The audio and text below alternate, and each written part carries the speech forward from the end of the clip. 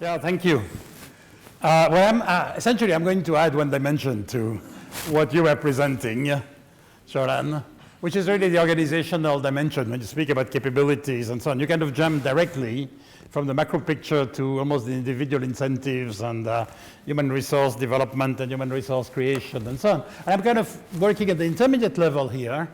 And what I would like to do is give you kind of a contrast or a comparison between, and we have done a big research on, a large amount of research on the way in which firms go around innovation or go about innovation on a global scale, and the comparison between Western and Chinese firms in particular, and to some extent Indian firms.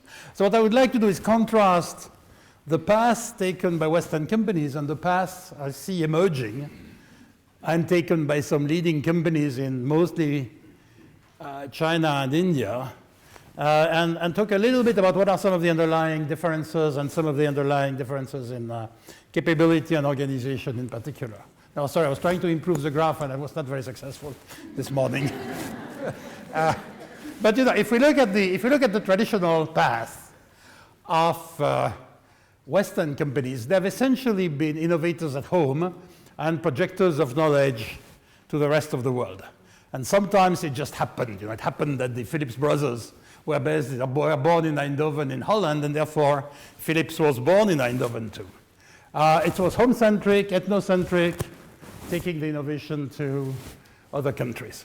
The transnational model that was much touted by Bartlett and Ghoshal like 20 years ago is essentially the same with one major difference. It's essentially multiple home bases. So one of the examples would be a company like Alcatel in the good old days, the French or international telecom equipment company saying, well, we are going to run the undersea cable business out of Norway because Norway is the lead market because of historical and geographical considerations, and therefore, and the same, when we run shipboard telecom system from Holland because Holland is a seafaring nation, and we'll run the pieces out of Belgium and pieces out of China and so on and so forth. So that was kind of stage one. Stage two has been what has been touted very much as reverse innovation. It becomes host country centric. The red coding there is around technical knowledge. The yellow one is around market understanding. So you have both technical knowledge and market understanding in the host country. And you reverse the knowledge flow. Most companies find it, Western companies find it still today very difficult because the predominance of this knowledge projection kind of from the center out remains so strong that it tends to block the shift. And then you can add frugal. I'm not going to go into all the details. It's a more complex way of bringing together capabilities and market understanding from multiple locations, mainly one host country and the home base. So when to take an example, when Bosch developed the electronic fuel injection system for the Nano, they mobilized competencies from Germany to deal with a problem and a challenge which was very much put forward by India. By the way, the price at which Bosch sells injection systems to Audi, just the injection system, is higher than the price at which of the total Nano. You're talking about roughly $2,000 in each case. So, that was an order of magnitude improvement. How can we do for $200 something we used to do for $2,000 in that case? So it's a quantum breakthrough in cost reduction. It requires a much more interactive knowledge exchange than reverse innovation alone. And then you can say, well, we can bring multiple locations into play and so on. That's a bit what General Electric does in India and in China. In China, it has been around locomotives challenged by the Tibetan Railroad. In India, it's around medical electronics. And then you could argue one could build a global network with markets and competencies being woven together from the world over. And one day I asked the senior person in Nestle is on the right, there's a global network. And I asked him, what's coming next? And he told me total chaos. So I don't know what's further. Now, that has been kind of the dominant model. What I would like to argue very simply, and again, this is very, very basic in some way, that if you look at Chinese companies, and to some extent Indian companies, but less so, the path of development has been very different. There have been knowledge integrator, bringing knowledge from various parts of the world rather than knowledge projectors, through acquisitions, licensing, technology agreements, challenging themselves to very demanding markets. Very interesting, the strategy of Haier, if some of you are familiar with it, the story of Haier, was very deliberately not to follow the usual route of Japanese, Korean, and Chinese companies, meaning not to go for quote-unquote easy markets, not to try to serve Indonesia and the Philippines and so on, but to say, we basically need to beat Whirlpool, where? In the US. And we need to beat Electronics, where? In Northern Europe. To say, we'll go to the most challenging market because that's really where we need, what we need to learn, and that's where we need to stretch. And then what you find today in some of these leading companies, whether you talk about Tata Consulting, for instance, in India, we'll have another Indian example in 1 second, or if you look at a company like Lenovo I can't even say in China anymore, because Lenovo has headquarters both in the US and in China, so it's a global orchestrating company with multiple headquarters, polycentric, and what the people at Haier call deliberate diversity. And diversity, I'm also adding a kind of cultural dimension here. Diversity is partly cultural. I'll come back to it in 1 second. To give you a picture, very interesting company. I'm not sure they were involved in building the fiber optic network around Africa and the high-speed links and so on, but there's a wonderful company called Tatacom. Used to be a stodgy, sleepy Indian monopoly, state-owned, handling at great cost and very low efficiency the international telephone traffic of India. After the Indians had gained independence and did not really want to rely on cable and wireless anymore, because cable and wireless was the epitome of the British imperial company. What's very interesting, Tatacom was privatized, and then they started a very interesting development, which is summarized here, partly through acquisitions of, in a sense, devalued or assets in the telecom, mostly fiber optic communication systems, which had been built to excess capacity in the late 90s and the early 2000s. Some companies, Teleglobe, Global Crossing, and a number of others were in trouble because of this tremendous overcapacity. The technology had moved faster than people expected, and therefore it was possible to put a lot more telephone conversations and data on optical fibers, and then you had things like voice over IP and so on coming in. So there was tremendous overcapacity. These guys took advantage of it. But what you find now is what is summarized here on the left and shown on the right. It's a distributed company around the world. And when I look at the way Asian companies, leading Asian companies are innovating today, they jump directly from this model of knowledge absorption to this model of let's build a network around the world that is going to integrate capabilities. Now that's obviously not easy.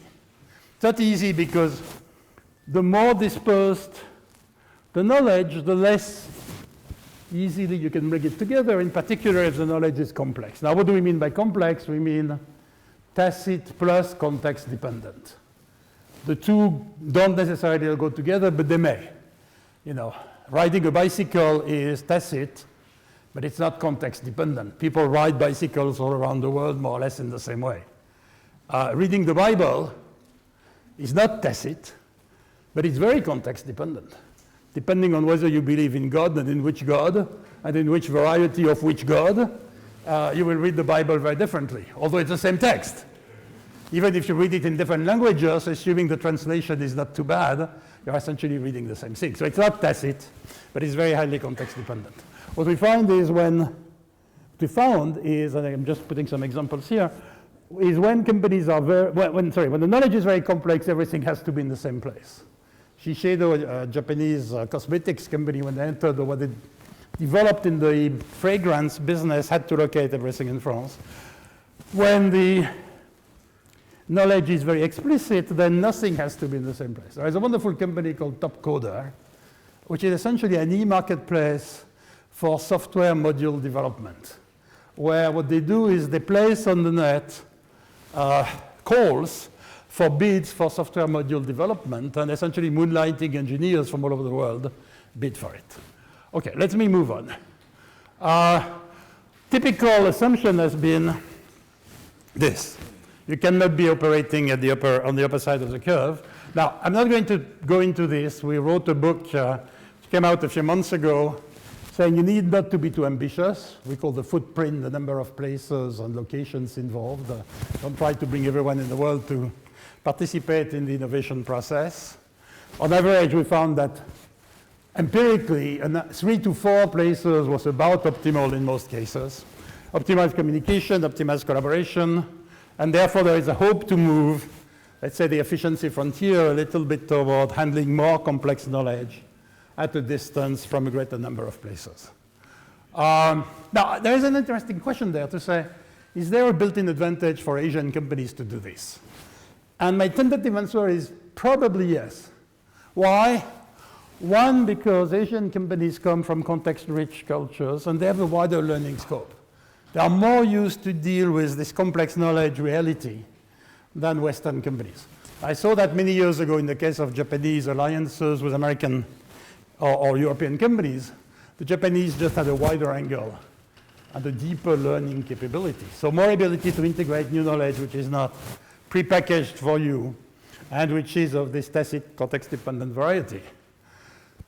The ability also probably, and I'll come to the knowledge ladder in 1 second and then I will be through, the ability to deal with more complex knowledge.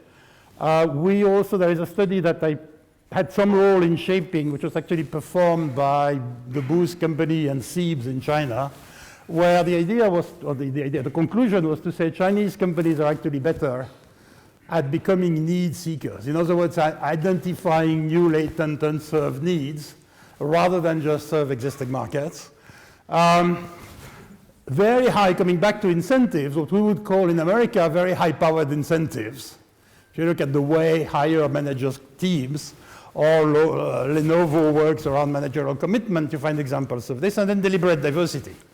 Now, last 2 points. One is, I won't have time to go into this, but this idea that if you simplify it, you can read it, knowledge at the bottom travels easily. And therefore, it's easy to be global no matter where you come from. Knowledge at the top probably does not travel nearly at all. I have a former colleague at INSEAD, an American, who happened to have grown up in Japan in the 1950s. And she was telling me in Japan in the 1950s, you go to kindergarten, 3-year-old, and on the first afternoon, the teacher tells, okay, we are going to organize a few teams around here. One team is going to clean the board. One team is going to check that the papers are well sorted out.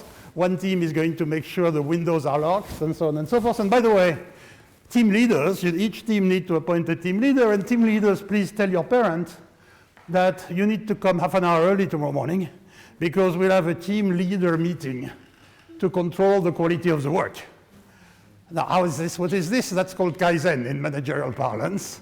And you start practicing it at 3-year-old. So does that travel very well? Well, not exactly. Bring it to Detroit or to Valenciennes in France with 55-year-old workers, it's hard.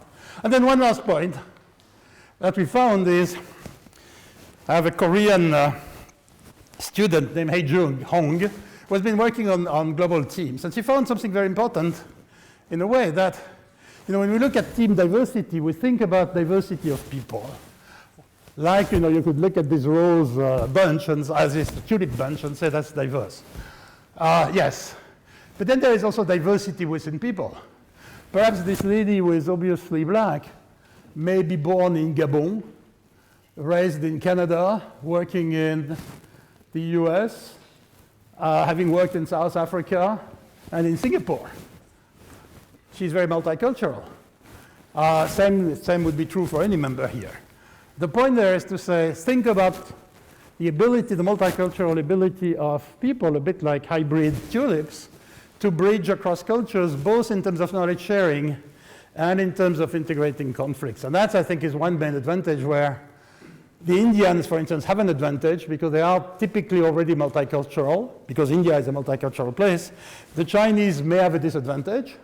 The Koreans have a much stronger disadvantage because it's a very, very culturally homogeneous country, and you find in Korea today the same challenges as in Japan 20 years ago.